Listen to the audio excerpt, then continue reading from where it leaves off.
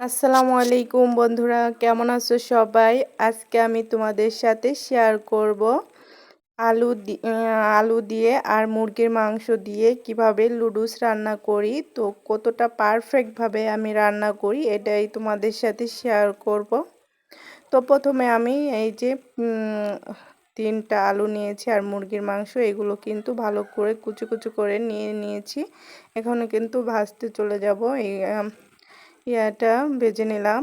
মুরগির মাংসটা সুন্দর করে কিন্তু তেলের ভিতর দিয়ে ভেজে নিয়েছি।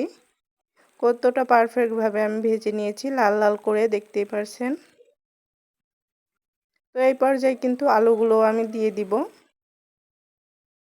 তো আপনারা পরিমাণ সব কিছু নেবেন, তো আমি পরিমাণ মতোই সব কিছু নিয়েছি। দেখতেই পারছেন, মুখে অত বোঝানো যায় না, তো আপনারা দেখে বুঝে নেবেন। তো এই পর্যায়ে কিন্তু আমি আলুগুলোকে ভেজে নিচ্ছি। দেখতেই পারছেন কতটা পারফেক্টভাবে আলুগুলো আমি ভেজে নিলাম। তো এই পর্যায়ে পেঁয়াজগুলো দিয়ে দিব আর দিয়ে দিব মরিচ কুচি।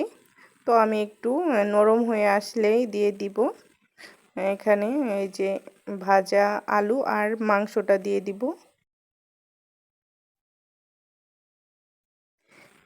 সুন্দর করে দিয়ে দেওয়ার পরে এখন এটাকে সুন্দর করে আবারও একটু ভাজা ভাজা করব। এখানে অ্যাড করব আমি লুডুসের মশলাটা। তো এখানে আমি কিন্তু অফ ক্যামেরায় আমি চাট মশলাও মিশিয়ে নিয়েছি। তো এই পর্যায়ে অফ ক্যামেরায় আমি লুডুসটা সিদ্ধ করে রাখছিলাম, তো এটা আমি দিয়ে দিব।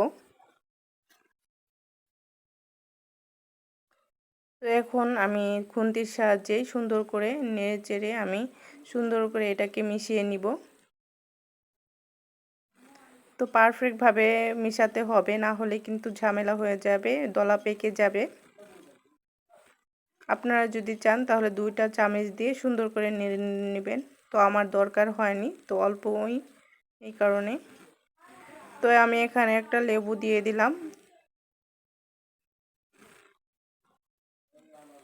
লেবুটা দিয়ে সুন্দর করে আমি এই যে মাখিয়ে নিলাম।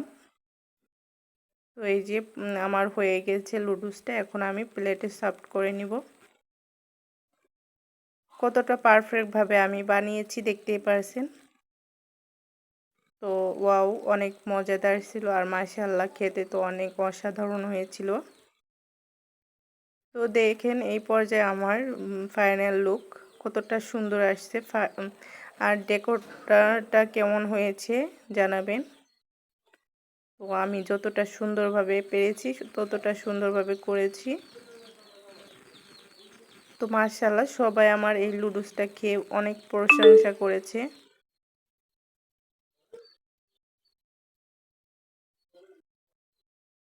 তো কতটা পারফেক্ট হয়েছে। আমার ভিডিও যদি ভালো লাগে তাহলে সঙ্গে থাকবেন আর নতুন ভিডিও আসার জন্য অপেক্ষায় থাকবেন। আল্লাহ হাফেজ।